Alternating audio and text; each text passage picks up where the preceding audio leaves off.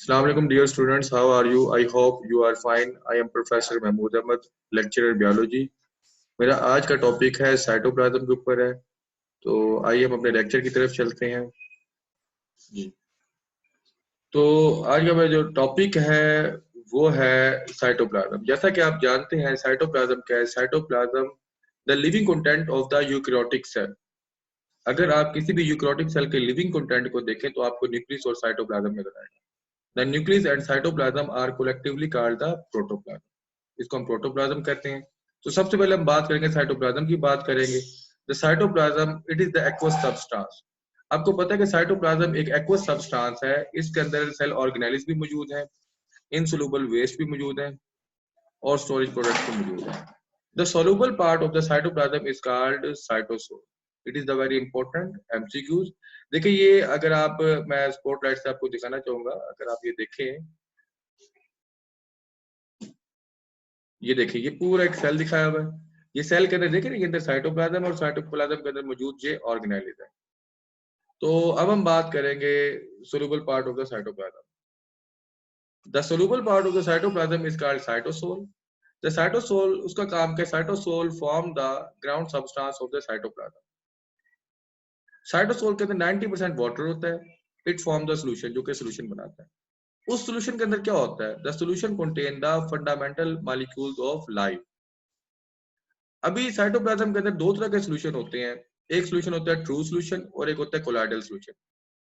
True solution में क्या होता है। The solution which contain the small molecules and ion dissolve into the cytoplasm is called true solution. True solution को आप यूं भी कह सकते हैं it is the homogeneous mixture of the two और more substance dissolve into the cytoplasm. और इसके अलावा साइटोप्लाज्म के अंदर कोलाइडल सॉल्यूशन होता है। कोलाइडल सॉल्यूशन में क्या होता है। The large molecule. Colloidal solution में लार्ज मॉलिक्यूल होते हैं, इनसोल्यूबल होते हैं।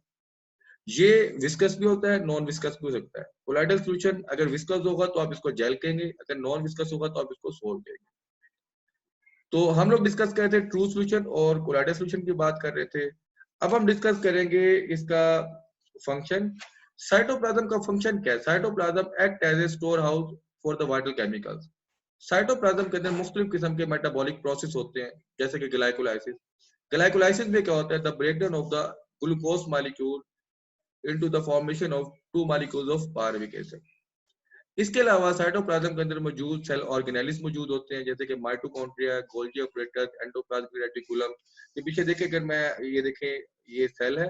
ये सेल में मौजूद साइटोप्लाज्म, साइटोप्लाज्म में मौजूद देखें माइटोकॉन्ड्रिया पड़ा हुआ है, ये एंडोप्लाज्मिक रेटिकुलम पड़ा हुआ है, ये न्यूक्लियस पड़ा हुआ है, इसके अलावा राइबोसोम पड़े हुए हैं, माइटोकॉन्ड्रिया पड़ा हुआ है।